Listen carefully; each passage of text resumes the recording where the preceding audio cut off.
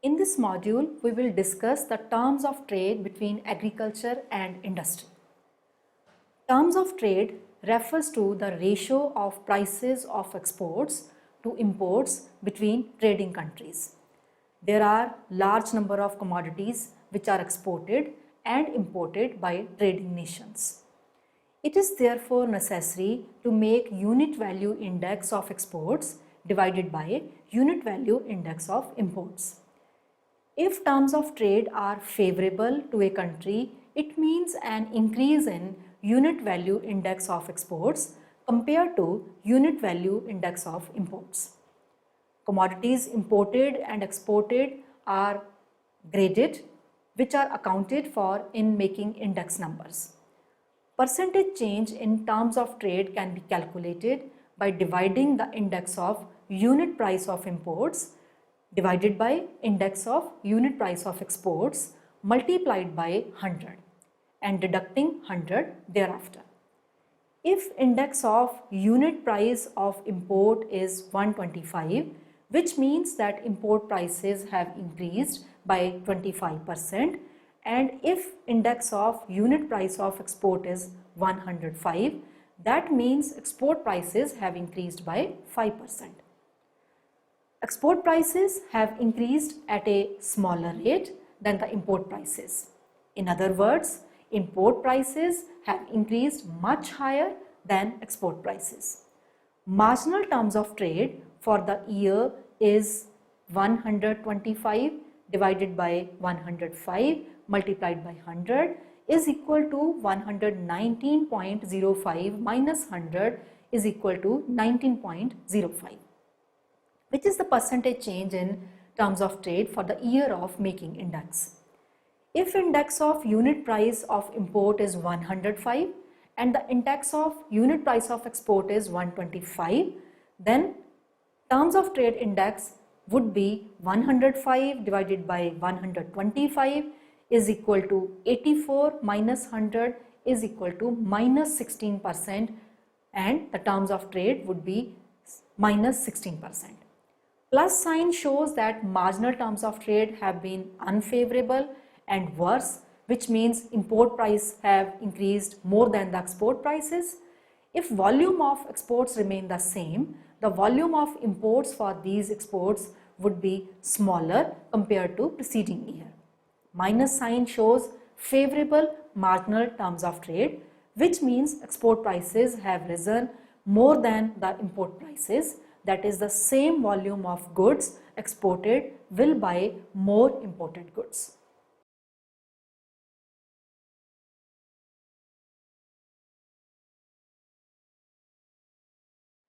After studying this module, you shall be able to understand classical versus modern methods and two-sector versus three-sector model.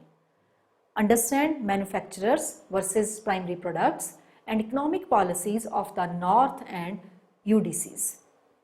Understand destabilizing prices of agricultural products and UDCs. Know adverse relation between primary products and manufacturers. We shall first discuss the classical versus modern methods. There is a classical method of calculating terms of trade. However, modern method of calculating marginal terms of trade, which has been adopted by UN, is different, which is to divide index of unit price of exports by index of unit price of imports multiplied by 100 and thereafter deduct 100. A plus sign in marginal terms of trade show improvement in terms of trade, and minus sign shows deterioration in terms of trade. If marginal terms of trade is negative, foreign trade is losing proposition. It is profitable proposition if terms of trade are positive. International trade is order of the day, and no country in the world can remain immune from foreign trade. Moving on to the two-sector versus three-sector model. Terms of trade are generally discussed with reference to developed countries and underdeveloped countries, and that too with reference to into sectors, namely agricultural commodity sector, that is primary sector, and manufacturing sector, that is manufacturers, although in recent years three sectors are there. Model has also been developed with the inclusion of service sector, but three sector model has been applied within a country and two sector model consisting of agriculture sector and industrial sector has been generally applied in foreign trade. Let us now know about manufacturers versus primary product. Developing countries are predominantly engaged in the production of agricultural commodities. Developed countries are largely engaged in production of manufacturers. Developing countries are exporter of primary commodities and are importer of manufactured goods from developed countries. Developed countries, on the other hand, are exporter of manufacturers and importer of primary commodities from the developing countries. The world over prices of primary products exported by developing countries are falling and hence terms of trade for primary products are worsening, putting developing countries at great disadvantage because these countries drive substantial share of their income from export of primary commodities. Terms of trade are against developing countries and are in favor of developed countries who export their manufacturers to developing countries at high prices. Moving on to the economic policies of North and UDCs. Terms of trade are against developing countries because of economic policies of the developed countries and are in favor of developed countries who export manufactured goods at higher rate. Developed countries are referred to as North and developing countries are referred to as South. The gap between rich and poor, that is North and South, is widening due to terms of trade. Economic growth and income of the UDC are being affected by fall in prices of agricultural products and steady rise in the prices of manufactured goods imported from developed countries. Agriculture prices are given well below compared to developed countries and industrial goods prices are charged higher by developed countries, which may be due to exchange rate overvaluation and restrictive import tariffs. Both short-term factors and long-term factors are affecting adversely imports of manufactured goods and export of agriculture products.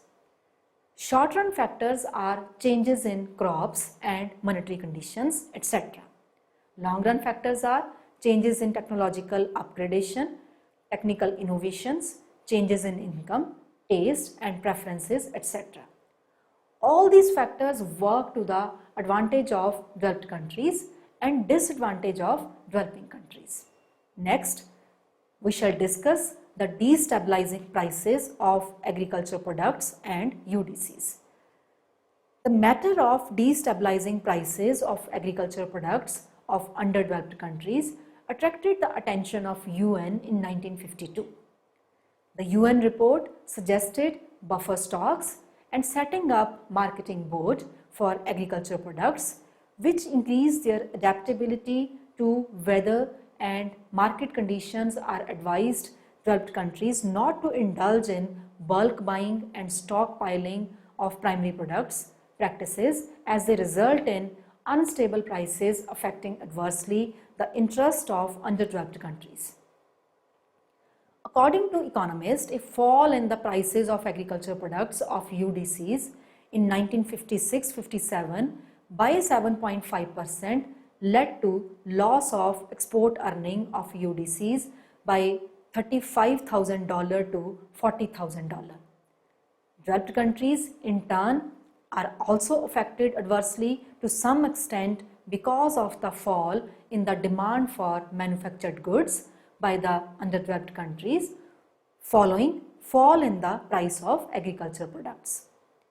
An upswing in the prices of agriculture products can be highly favorable to the UDC as it improves their income and wealth, but a fall in agriculture product prices will hit hard the economic conditions of the UDCs.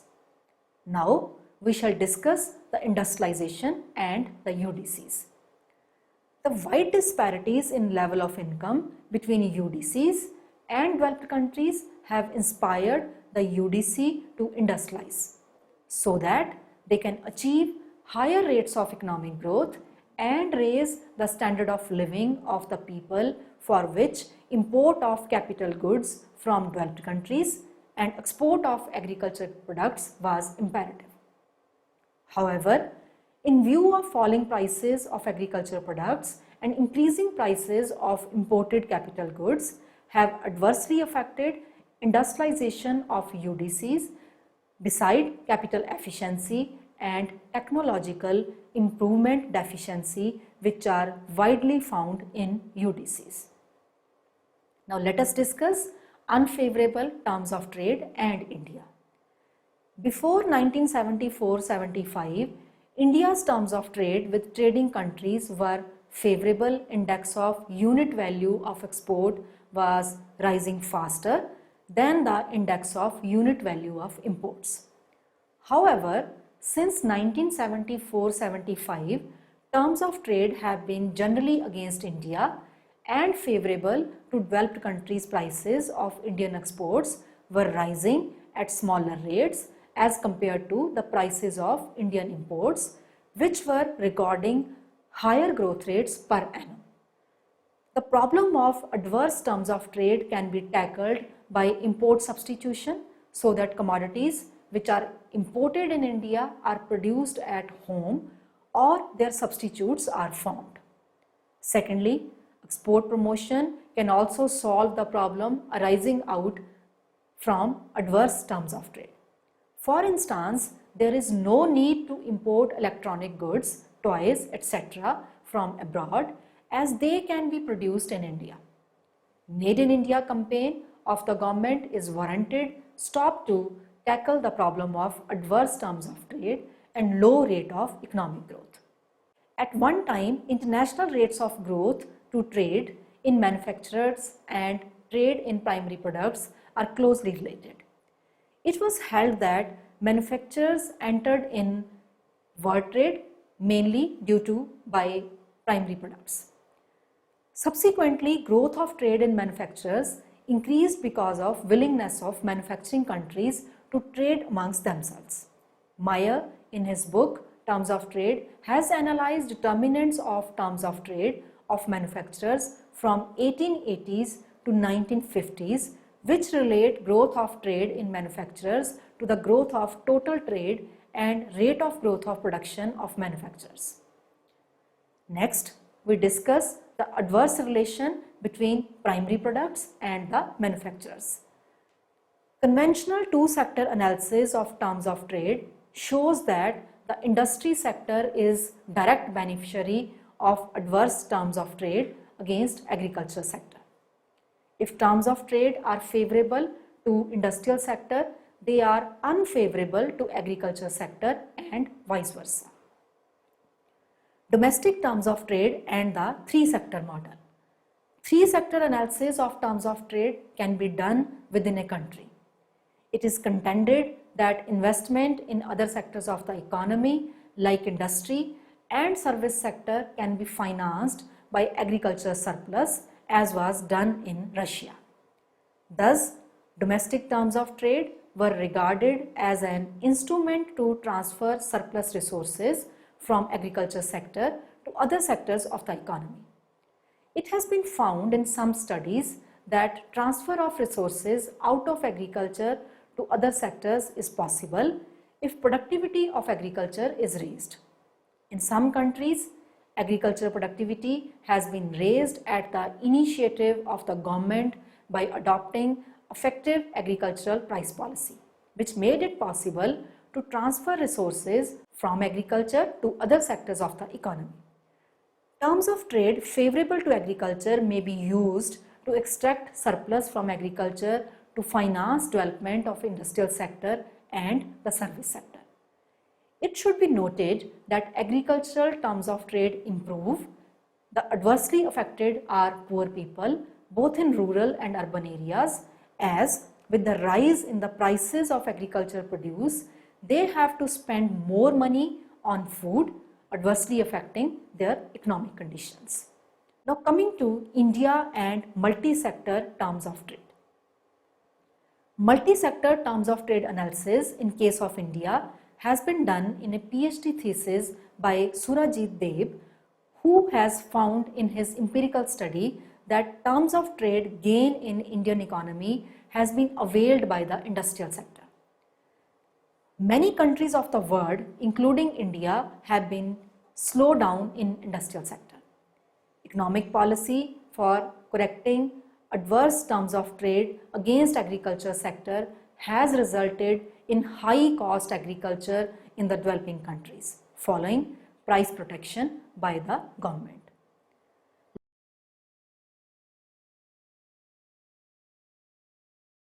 Let us now summarize what we have learnt in this module.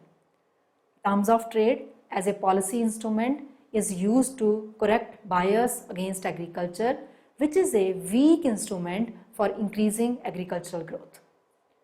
Technological upgradation, innovations and investment would go a long way in increasing agriculture productivity rather than terms of trade as policy instrument, because terms of trade as policy instrument is to improve one sector at the cost of the other sector, that is agriculture at the cost of industry and industry at the cost of agriculture.